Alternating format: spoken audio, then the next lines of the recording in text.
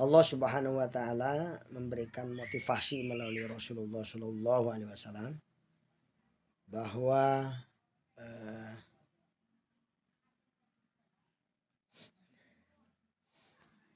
Rasulullah itu adalah seorang utusan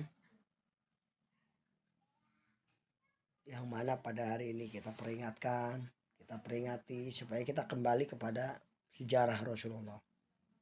Nah, dalam kesempatan kali ini bagaimana sejarah dakwah Rasulullah. Dakwah Rasulullah itu terbagi menjadi dua. Namanya dakwah siriyah, dakwah yang secara sembunyi-sembunyi, dan dakwah amniyah, dakwah secara umum. Dakwah secara sembunyi-sembunyi ini dilakukan oleh Rasulullah ketika beliau mendapatkan wahyu. Pertama, dia lakukan secara sembunyi-sembunyi karena masyarakat belum bisa menerimanya. Namanya siriyah, dakwah yang dilakukan dengan cara sembunyi-sembunyi.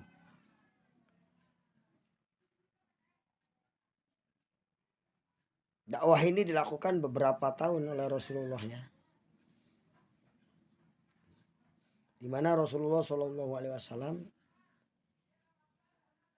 memberikan suatu pelajaran bagi kita bahwa memang dakwah ini bukan rukun Islam, tetapi jika tidak ada dakwah maka Islam tidak akan sampai kepada kita. Dakwah bukan rukun Islam, tapi dakwah itu kalau nggak dilakukan maka kita tidak akan sampai dan tidak akan menerima Islam itu sendiri.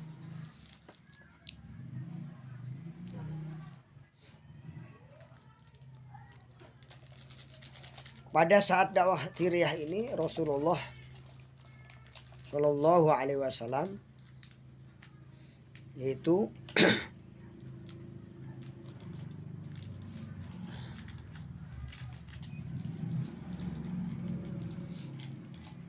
dilakukan ketika masih di Mekah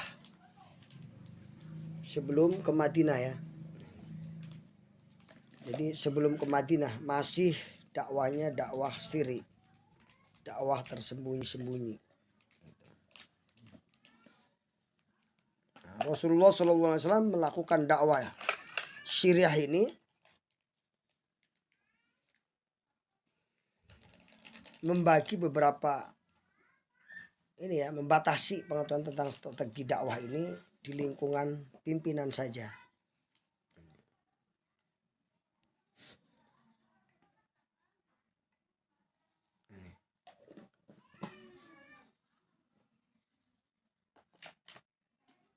Hal ini dilakukan untuk menghindari dari ketidaknyamanan dan menjaga dari segala yang membahayakan, sehingga terjamin keselamatan amal Islam. Jadi kalau dakwahnya dilakukan langsung secara terang-terangan, maka akan membahayakan pengikut-pengikut yang baru ya. Betapa banyak dalam kisah dikatakan bahwa bikinin aja biar dapat amal soleh. Saya juga kalau Liko suka bikinin kopi teman-teman. Sekarang saya jadi manis kan. Ini. Nah ini juga salah satu strategi gerakan dakwah. Membantu kesiapan dalam menghadapi masalah dan bencana. Menghindari pihak-pihak yang ingin menghancurkan dakwah. Makanya harus dengan siriyah, dengan diam-diam tapi terus berlakukan.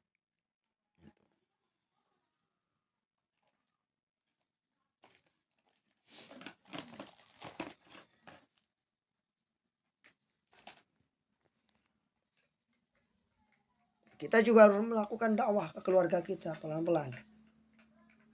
Dengan siri, dengan lembut ya. Seakan-akan kita itu mengarahkan ke diri kita, keluarga kita, anak kita, tapi tidak terasa gitu. Dengan kolbun yang salim itu tadi.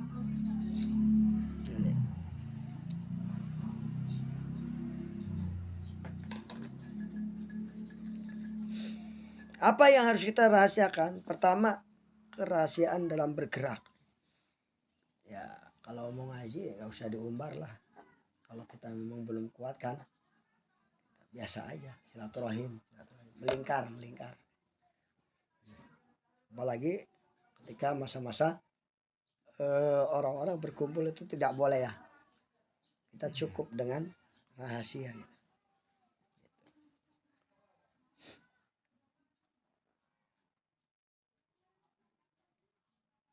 Yang kedua, kerahasiaan organisasi. Organisasi kita terus kita tutupin, jangan dikasih tahu. Oh, ini ketuanya, jangan. Itu rahasia khusus itu. Ya, saya ke Pak Yaji itu udah putus. Walaupun nyambung tapi kita ke orang jangan di Pak Yaji muridnya ini enggak usah. Padahal kita sanadnya sampai Rasulullah. Insyaallah. Sanad sampai Rasulullah. Jadi kita tidak perlu ya, kita harus bisa merahasiakan dakwah itu sendiri.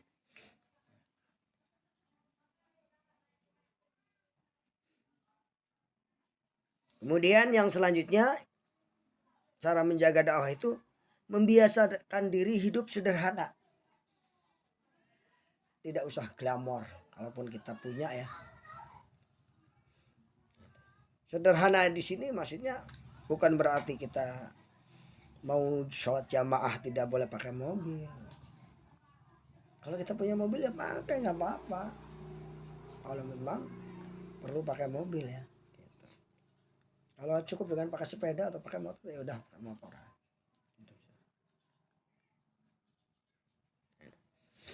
Yang keempat, bagaimana cara menjaga dakwah ini adalah mengajarkan tarbiyah ini kepada keluarga. Mulai anak kita masukin pesantren dalam rangka menjaga dakwah gitu. Ya kan? Anak kita mulai hafal Quran sedikit-sedikit. Dalam rangka menjaga dakwah. Sering saya ceritakan gitu ya. Aku suka bangga kalau dengar anak saya adan gitu. Subuh-subuh udah ngeduluin kita. Itu karena apa? Karena Allah mengasihi hidayah ke dia melalui aktivitas kita. Sebagai orang tua kita sudah sungguh-sungguh dalam dakwah, maka wajar dong kita dikasih hadiah oleh Allah supaya jadi anak yang soleh. Artinya kita menjaga dakwah ini. Menjaga dakwah ini dari polusi-polusi itu. Yang selanjutnya itu memusnahkan dokumen-dokumen yang sudah tidak diperlukan lagi. Apalagi kalau nggak punya dokumen, ngajinya nggak pernah nulis. Nggak punya dokumen itu, udah rahasia berarti. Giliran punya matu suruh ngisi nggak bisa. Jadi kalau bisa nanti kalau ngaji tuh bawa catatan. Karena Anda itu akan menjadi dai lagi nanti di harapan. Doa-doa kami begitu. Biar jariahnya terus bersambung. Jadi minimal punya buku catatan. Oh, materi ini dulu materi. Yang selanjutnya, setiap acara hendaknya memiliki cover formal dan memiliki izin. Nah, makanya kita gunakan nanti apa namanya, forum diskusi masyarakat. Kenapa ini? Oh, saya kajian forum diskusi masyarakat. Covernya formal gitu. Ini kan sudah terdaftar di Kesbank. Tinggal kita pakai forum diskusi masyarakat Pandeglang. Kita bikin susun pengurusnya, ketua, sekretaris, bendara, gitu, penasehat. Cover formal kan gitu. Untuk menjaga apa? Menjaga dakwah. Yang selanjutnya adalah memiliki waktu dan acara yang tepat. Nah, ini waktu dan acara yang tepat. Ini kita sepakati untuk menjaga dakwah ini. Kita udah hari Kamis, hari Jumat. Tapi ada teman-teman kita ya sudah dikasih waktu tapi nggak mau datang. Jadi sebenarnya hancurnya Islam itu dari umat Islam sendiri. Gitu.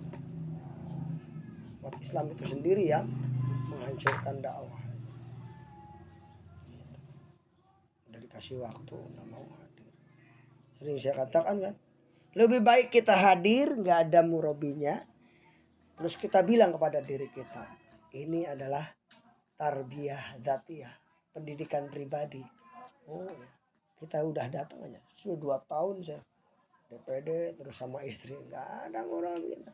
Tiap minggu datang. Oh, dilihat, oh ini orangnya sungguh-sungguh, baru diambil. Jadi tarbiyah dzatiyah itu sangat penting. Jadi kita ketika kita ngaji itu harus betul-betul apa? Memilih waktu dan cara yang tepat. Waktunya itu harus tepat. Sesuai dengan hasil musyawarah. Insya Allah bisa kan ya? Kalau kita nggak bisa seminggu sekali kan bisa sebulan sekali. Itu kan gitu. Kalau alhamdulillah syukur-syukur bisa seminggu sekali. Tapi kalau udah 3 kali nggak hadir dicoret. Udah nggak infak, nggak hadir, nggak berarti kan dia udah nggak suka sama dakwah ya. Tapi kalau hadir aja nggak apa-apa, hadir itu. Kehadiran itu adalah penilaiannya kehadiran sama infak. Jadi harus betul-betul. Jangan sampai fansalahu minha. Jangan sampai kita kalau kita nggak menjaga dakwah ini nanti akhirnya kita lepas. Fansalahu minha. Keluar dari rel nanti akhirnya. Wa kana minal ghawin, maka jadilah orang yang rugi. Kalau sudah keluar dari rel dakwah, apapun yang kita miliki tidak akan berkah. Karena dakwah itu adalah membawa keberkahan hidup. Kata Allah dalam hadis kutsinya, seandainya aku tidak menciptakan Nabi Muhammad, maka tidak ada kamu, nggak ada dunia ini katanya. Laulaka ma khalaqta kata. Hada dunia. Jadi itu kita adanya dunia, kita hidup dunia ini karena barokahnya Nabi kita Muhammad yang sering itu. Menjalin hubungan yang baik dengan masyarakat dan tokoh-tokoh masyarakat. Dengan RT, RW ya. Dengan tokoh-tokoh masyarakat. Jalin hubungan dengan baik, jangan sampai kau gitu. Ini kalau ngaji orang-orang pada itu eksklusif itu. Gak mau campur dengan kita. Kita harus yakhtalifuna walakin yaltamizun. Kita bercampur baur tetapi kita berbeda. Sebenarnya hati kita beda dong. Kamu lari pagi, saya lari pagi. Beda kalau kita niatnya lari pagi untuk menguatkan jasad untuk apa? Untuk ibadah. Orang umum mah enggak begitu, enggak sampai gitu niatnya. Ya, buat seneng-seneng aja itu supaya sehat, seger gitu. Kita kan niatnya untuk ibadah, untuk dakwah. Itulah teman-teman semuanya, sahabatku yang dimuliakan oleh Allah. Semoga kita bisa menjaga nilai-nilai ini, menjaga dakwah ini, sehingga kita dijaga oleh Allah Subhanahu wa Ta'ala. Allah tidak butuh sebenarnya kita menjaga dakwah, menjaga agama Allah ini, tapi yang butuh adalah kita, karena kita butuh pertolongan Allah. Oke, sampai jumpa lagi di kesempatan. Semoga kita tetap istiqomah. Amin. Dan akhirnya kita menghadap Allah dengan keadaan husnul khotimah. Assalamualaikum warahmatullahi wabarakatuh.